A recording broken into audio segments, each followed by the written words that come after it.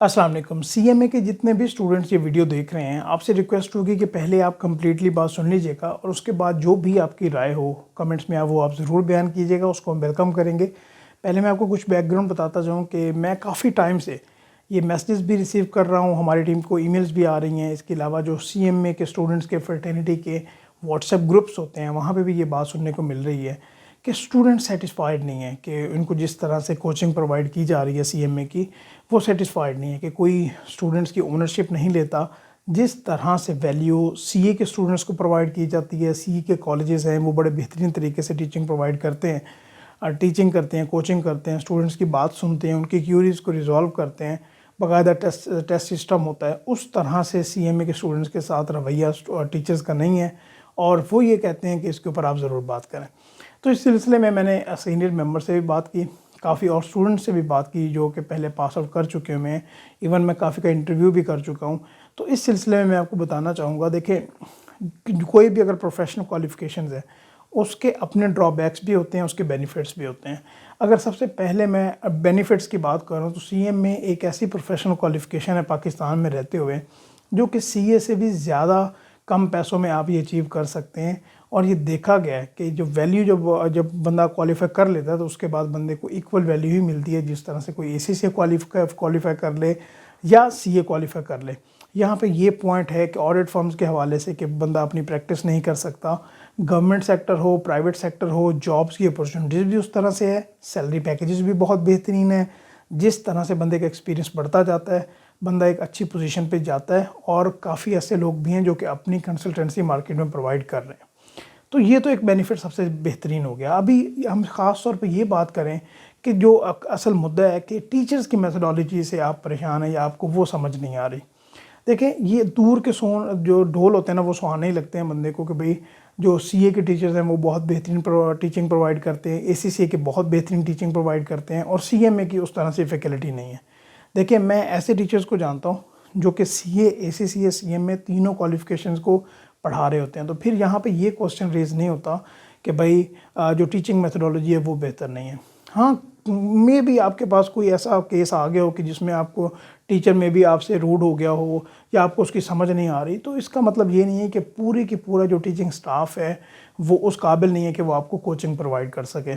मैं ऐसे लोगों का इंटरव्यू कर चुका हूँ। अली नफीस हैं जो कि अमेरिका में बड़ी अच्छी पोजीशन पे जॉब कर रहे हैं, कनाडा में, ऑस्ट्रेलिया में काफ़ी लोग हैं, उनसे मैं इंटरव्यूज़ कर चुका हूँ, आपने देखे भी होंगे।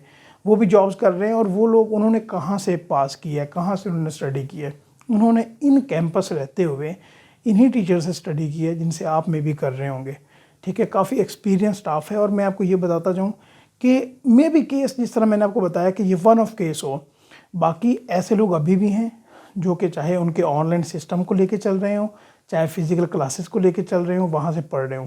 मे बी आपने ये देखा हो कि काफ़ी ऐसे स्टूडेंट्स होते हैं सीएमए में जो कि आईसीएमए की जो स्टडी प्लान है उसको फॉलो नहीं करते। वो सीए के टीचर्स हैं, उन्होंने इंस्टीट्यूट्स, अगर उनके इंस्टीट्यूट्स हैं तो वहाँ से वो कोचिंग ले रहे होते हैं।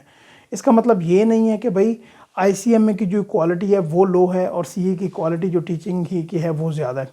किसी भी प्रोफेशनल क्वालिफिकेशन में एक बात ज़हन में रख लें, जो आपका इंस्ट्रक्टर होता है उसने आपको एक डायरेक्शन देनी होती है, उसने आपको एक गाइडलाइंस देनी होती हैं। बाकी उस रास्ते पे चलना, अपने पेपर्स को पास करना, प्रैक्टिस करना, टेस्ट सेशन तो हर क्वालिफिकेशन में ही होते हैं, हर टीचर टेस्ट सेशन अरेंज करता है। तो ऐसी ये तो बात मानने को मैं मान ही नहीं सकता, बल्कि मेरी बात भी हुई है, रेगुलर टेस्ट सेशन भी होते हैं, प्रेजेंटेशंस भी होती हैं, एक तरीक़ाकार फॉलो होता है और उसके बाद जाके आप एग्ज़ाम देने के काबिल होते हो।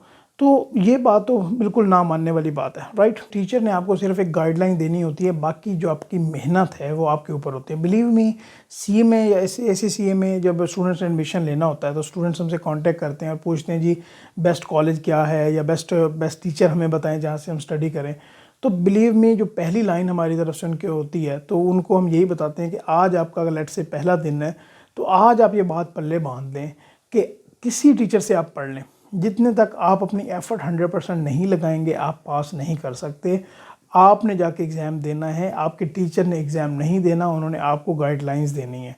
बेस्ट से बेस्ट टीचर देख लें, जितना भी एक्सपीरियंस टीचर होगा उसकी क्लास में बच्चे फेल भी हो रहे होंगे और उसी क्लास में बच्चे पास भी हो रहे होंगे, सर्टिफिकेट ऑफ मेरिट्स भी लेके आ रहे होंगे। تو یہاں پہ اگر دیکھا جائے جو بچے سرٹیفکیٹس آف میرٹ لے کے آ رہے ہیں، پوزیشنز لے رہے ہیں، یا جو بچے پاس کر رہے ہیں، وہ بھی تو آپ کی طرح اسٹوڈنٹس ہیں جو کہ اسی سسٹم سے گزر کے نکل رہے ہیں.